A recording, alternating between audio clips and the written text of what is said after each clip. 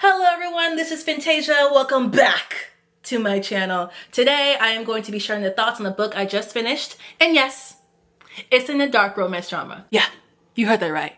Dark romance. What can I say? I have a problem. So, sit back, relax, maybe grab something to eat while I share with you my unsolicited thoughts about this book, Haunting Adeline by H.D. Carlton. Alright, so the book starts off with our FMC Adeline Riley, but we're just gonna call her Addie for short, who just purchased her great-grandmother's house in Seattle in the middle of nowhere. That's weird. Addie is a writer that's famous, hot, and unsatisfied. So unsatisfied that her best friend Dea hooks her up with her ex. That was my first red flag. You my best friend, you hooking me up with my ex? Like, if I'm unsatisfied already, why would I go... Next. Addie meets her ex at her new house that she just bought that's in the middle of nowhere. And they have like a little cute makeout session. And you know, as it starts to get a little hot, there's a loud bang at the door. They both freak out. They don't know who it is. She tells her ex, go see who it is. He punks out. She gets turned off. She kicks him out. And now she's still left unsatisfied. So Dea did absolutely nothing for her. Fast forward, Addie and Dea go to some nightclub where Addie meets this tall, nice, handsome guy. He got a little mafia vibe, got a little cute to him. Dea's like, I'm not feeling him, let's leave. Addie's like, girl, I don't know about you, but I'm about to go hook up with this dude. Mafia dude takes her upstairs to some room where they can have a little bit more privacy, but don't worry, Dea's right behind her, she got her back. As Addie is in this room talking to the mafia guy, she receives a text message. This message basically says, do not talk to this man. If he puts his hands on you, I'm chopping his hands off. She's the FMC. Of course Addie didn't listen. She gonna take this mafia man back to her house that's in the middle of nowhere so she can have her fun. And again, as they start making out and it gets a little a little steamy, boom, boom, boom. There's someone at the front door. So we have a mafia leader now. He ain't scared to go to the front door. He grabs his gun, goes to the front door like, hey, who's outside? This is like a whole scary movie scenario, by the way. Why are you screaming in the dark? Just go see who it is. Mafia dude leaves the house to see if anyone's outside and leaves Addie by herself. So she waits 1 hour, then 2 hours, then 3 hours. By the 4th hour, this man ain't coming back. She called the police, make a report, she goes to bed. How are you sleeping? Every time you bring someone over your house, you get interrupted. You're not even from the text message? FMCs, boy. Next morning, she wakes up, there's a knock at the front door. Obviously, she's a little bit freaked out, but it's the FMC. You know, they don't even really care about this. She goes to the front door, opens it, looks down. There's a pretty box. What's inside the box, Addie? I don't know, Addie, but freaky things are happening, Addie. Maybe you shouldn't open the box. She opens the box. What's in the box? The hands of the guy she just hooked up with. He told you if this man touches you, he's going to cut them off. She didn't listen. So now she's finally come to the conclusion she got a stalker.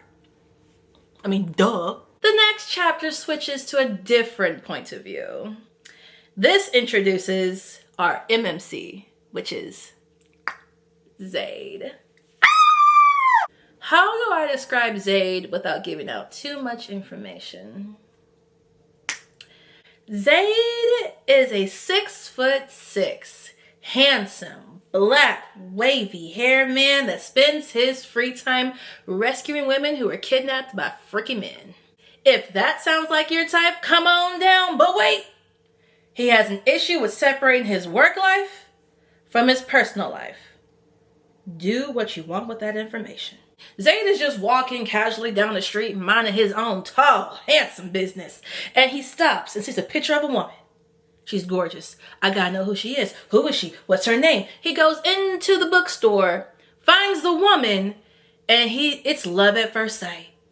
And you would think, like any gentleman, he would walk over there and say, excuse me, ma'am, I saw your picture outside and I just thought you were so beautiful. I just had to know your name. Can I please have your number? No. Instead, he follows her to her house that's in the middle of nowhere. And he stalks her. Stalks her under her bed, stalks her in her closet, stalks her outside her window, stalks her here, there, everywhere. So much, even when he's working, he's stalking her. He got cameras in And every time he makes his way into the house, he makes his presence known. He always leaves a red rose, making sure Addie knows that he was there. Does this freak Addie out?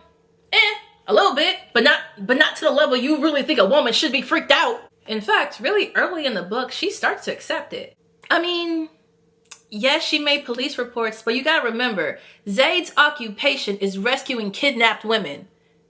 You don't think this man can't cover his tracks? That's the reason why I say she accepted it so early. Because every single thing she did, Zaid just erased it. So there was no point. And as you're continuing to read the book, the same cycle happens over and over and over. He comes, he stalks, leaves a rose, repeat. He comes, stalks, leaves a rose, repeat. The same cycle happens over and over throughout the whole entire book. But you have to remember, Addie is unsatisfied. That's the only action she's getting, so this is becoming her new normal anyway. That brings me to what you guys really want to know, the spicy part of the book. If there's one thing I can say about Zaid, this man's creative. Before I even read this book, everyone was saying, I can't wait till you get to the pew pew part, the pew pew part. Yes, I'm saying pew pew because I don't know if I can say that word on this channel, so just bear with me. And yes, what you're thinking that he did with the pew pew, yes, he did that. Yeah, no, don't change your mind. Yes, he did that. And if I'm being honest, it didn't really do anything for me. And I think this is because Zaid made it crystal clear to Addie that he's not going to hit her, harm her, or kill her. So when Zaid showed up to Addie's house with the pew-pews, I wasn't nervous for Addie at all. Addie, on the other hand, was terrified. And I'm like, why? This man just told you he's not going to kill you. Girl, if you don't shut up and enjoy that ride. The second famous interaction took place in a car. But like I said earlier, that didn't do anything for me either. Yes, Zaid did put Addie in a very creative position with seatbelts.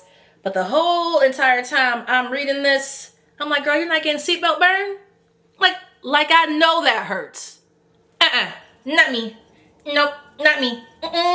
And don't get me started on the House of Mirrors. How you gonna leave your best friend Nicole just because you want to get your rocks off? Like, I know Daya has some red flags in the beginning, but I'm not gonna leave my best friend on Nicole. No, absolutely not. So what I told you is like 70% of the book. Yes, 70% of the book. But before I continue, I know we all want to know, did Haunting Adeline make the bookcase? Meaning, did I go to Barnes & Noble and purchase a book? I did not. I did not purchase this book. But it's not for the reason you think. Because remember when I told you that Addie bought her great-grandmother's house earlier in the book? Turns out, in that house, Addie found some diaries. Boy, the drama in these diaries. Turns out Addie's great-grandmother was having an affair with her stalker. Something runs in the family. Through these diaries, we find out Addie's great-grandmother fell in love with her stalker, contemplated leaving her husband, worried about the daughter they both have. Mind you, the stalker works for the mafia, and then all this comes together, she's murdered. And we don't even know who did it. Well, that's a lie. We find out who did it, but I'm not going to spoil that. The majority of Addie's point of view is reading her grandmother's diary. And with every entry, we slowly find out who was behind her great-grandmother's murder. And as it comes together and we start putting the pieces of her great-grandmother's murder together, I flip to the next page. Here comes Zaid. This happened so much in the book, I almost threw my Kindle to the wall. I want to know about the great-grandmother's murder. I don't care about Zaid. He does the exact same thing every single chapter. It got so bad, I was just like, come on, Zaid. Do what you gotta do so you can leave. Like, so I can get to the point, please. Like, just come in, do what you gotta do, leave, bye. I mean, outside of their interactions, we didn't really get to know who Zaid is. Like, yes, he's a good guy. Like, he rescues women, but I don't even know your last name. We don't really get to know Zaid until like maybe 90% into the book. There was this one scene I appreciate so much where we actually got to know Zaid on a deeper level. It was when they were just cuddling in the bed. Just cuddling. And she asked him, what do all these tattoos mean? Nothing. They're just tattoos. They're on your body, so they must mean something. Well, these tattoos are only temporary. My body is something that my soul is currently renting, so I appreciate more objects than things on my body. I'm paraphrasing, by the way. That's knowing Zayd on a deeper level. That's the reason it didn't make it to the bookcase. Selfishly, I hope H.D. Carlton writes a book just from the grandmother's point of view. I really want to know that story on a deeper level, but who knows? I don't want to say too much more on Haunting Adeline because I want you to go read it for yourself.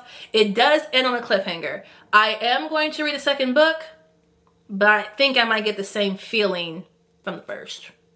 We'll see. Well, that's all I have to say about Haunting Adeline. I believe I summarized it really good. If it sounds good, go get it. If not, read on your Kindle for free because that's what I did. All right, guys, I'm about to start reading my next book. Once I finish that, I'll be right back to share my thoughts with you. Bye.